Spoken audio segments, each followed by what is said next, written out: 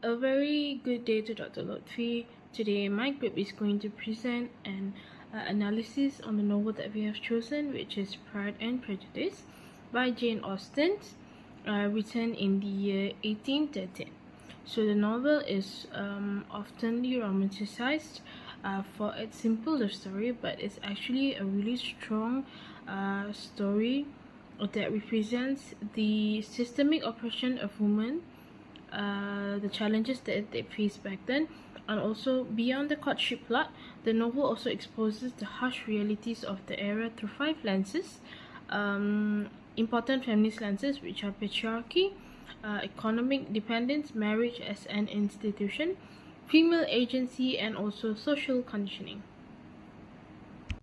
Next aspect is marriage as social institutions, where it analyzes marriage as an unequal system shaped by the patriarchy, where women marries men not because of loves or their own feelings, but because of their future security that ensure their future, as an example, economically, and how their life will be stable in the future because of marriage and not because of their own feelings.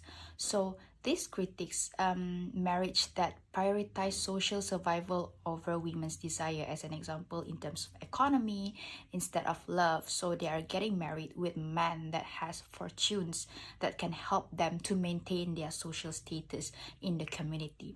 We can see that in first wave feminism, where they actually try to fight for legal and social rights, where women need to marriage because of love and not social security. And in second wave, where it's questioning social norms and domestic roles, where women are actually required to get married because of their social status and the requirement to actually maintain their lifestyle. We can see that this happens in Pride and Prejudice, where Lydia marries Wickham because of their family reputations, and also Charlotte marries Collins not because of her own feelings, but actually because of how Mr. Collins can actually provide a stable life for her. So marriage as a social institution is what actually happens and what actually trapped women in this era to actually getting married, not because of their own feelings, but because of the social security and to maintain their life in the community.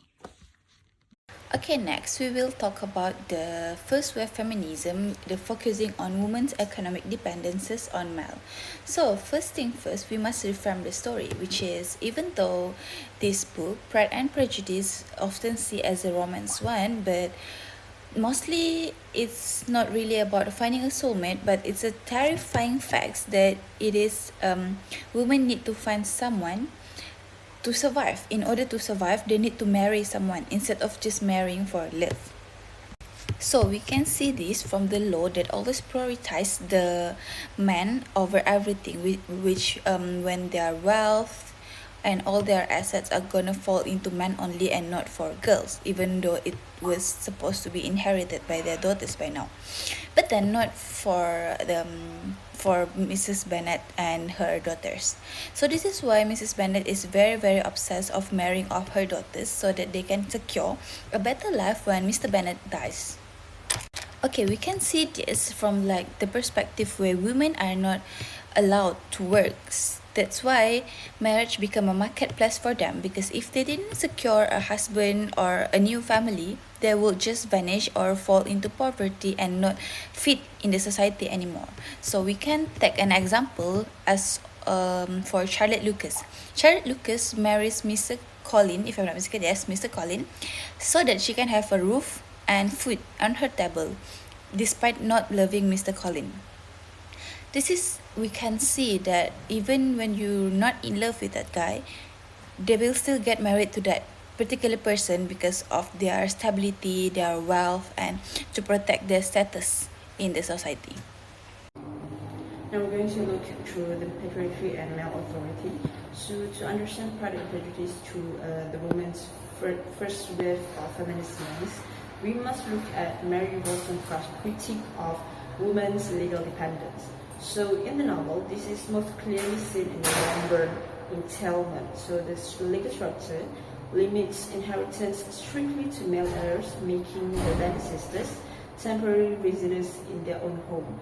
And Wollstonecraft argued when women are legally barred from owning property, they are forced into a state of perpetual vulnerability. And next, because they cannot inherit or work, marriage becomes what Wollstonecraft called a vocation, a necessary job for survival. So our analysis shows that the marriage plot is often less about love and more about a desperate pursuit of social security. And we see this in Charlotte Lucas, who marries the upset Mr. Collins, specifically to secure a preservative from want. And she trades her personal autonomy for a roof over her head, because in a patriarchal economy, integrity is a luxury she cannot afford. And male authority isn't just about money, it's about the power to define a woman's worth. And Mrs. Bennet's frenzy to marry of her daughters is often seen as a comedy, but it's actually a logical reaction to a disastrous legal situation. And without a husband, these women face immediate poverty upon their father's death. And furthermore, the Lydia Wickham scandal shows how male-led social codes use reputation to control female behavior, requiring men like Mr. Darcy to buy back a family's dignity through financial intervention. And finally, we see Elizabeth Bennet resisting this patriarchal script. So by rejecting Mr. Collins, she challenges the expectation that women must sacrifice emotional fulfillment or academic survival. However, Austen's realism reminds us that even Elizabeth's survival eventually depends on Darcy's wealth. So this highlights the central of first wave claim. Without financial and legal independence, true female agency remains a difficult tightrope to walk. So that is all from me.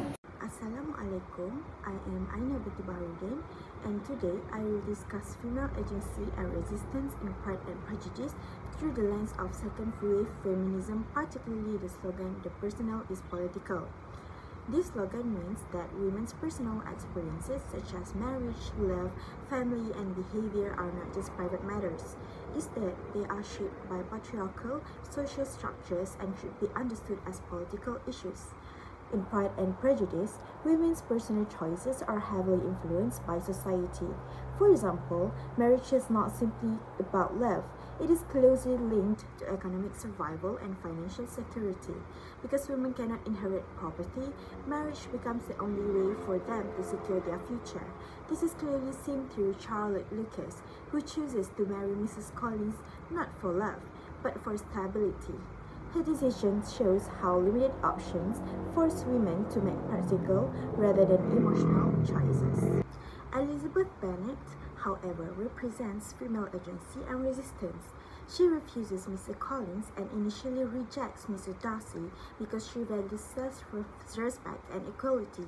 Although her decision seems personal, they challenge social expectation that women should accept any suitable proposal. This reflects the second wave feminism belief that private choices can resist political and social oppression. The novel also highlights strong social expectation of proper femininity. Women are expected to be obedient, polite, and marriage-oriented. Elizabeth's intelligence, honesty, and independence challenge these norms, making her a symbol of resistance within a restrictive society. In conclusion, Pride and Prejudice reflects the second wave feminist idea that the personal is political, as women's private lives are shaped by unequal power structure, and their personal choices become acts of resistance against patriarchy. I'm Shandini Sashi, and I will be presenting the gender expectation and social conditioning that exists in the novel. So, the first one, we focus on the second wave feminism, where it focuses on women's roles in family, marriage, and society. Besides that, it also focuses on the gender expectation and the social conditioning within the characters themselves. So, for this part of the analysis, we use the Betty Friedan's critique, where she strongly opposes the idea of a woman expected to marry and be obedient wives and mothers to their husbands and their family. Besides that, she also strongly criticized that women depend on men financially and emotionally because they are not given any sort of freedom or independence. Next, we also focus on the problem that has no name because women were not taken seriously and they were not considered as a problem back then. So the results of the situation, women felt unhappy and unfulfilled as a wife and as a mother, not only just as a mother or as a wife, but as a person in the society that lived together. And lastly, even though they felt unhappy and unfulfilled and dissatisfied with how the system treats them, society still tells them that they should be satisfied because they are at least given the chance to exist and to survive in this society. Now, let's talk about the gender expectation in Pride and Prejudice. So, for example, number one, it is appeared that in the novel, marriage is seen as women's main goal. With that being said, marriage was set their main goal, which means they are not authorized to have other goals besides getting married, which makes them feel unfulfilled, like I mentioned before. So women were expected to get married not because of love and not because of happiness and not because of the feelings that they have for their partner, but for financial security and social status. So the example that I can provide from the story is when Mrs. Bennet is obsessed with marrying her daughters off. So every chance that she got, she tries to market her daughters off to people who are commonly rich and people who are commonly wealthy enough to take care of her daughters. So for the second example, we are going to look at how women cannot inherit property. So in the current era, women are given the permission to inherit properties from their husband, from the deceased husband, or maybe from the deceased parents if they are allowed to do so. So the example from the novel itself is that the Bennet daughters will lose Longbourn, and also the marriage becomes necessary for survival. So as a human, they were not given the authority to inherit any property, which leads to them thinking that marriage is actually really important for survival. Because if they do not inherit any property and if they do not have any property, they will not be able to survive the society. Now, let's talk about the prescribed femininity and resistance. What is prescribed femininity? Prescribed feminities are the characteristics or the traits that are expected to be seen or to be portrayed as a woman back then. So the characteristics such as being gentle, obedient, or being marriage-oriented is really important back then. So I can provide you 3 examples from the novel. The first one is Charlotte Lucas, where she got married for security but not for love. So in the current era, we usually get married based on the feelings that we have towards our partner, but back then women were not allowed to have that kind of feelings in order to get married. So the second one is Elizabeth Bennet.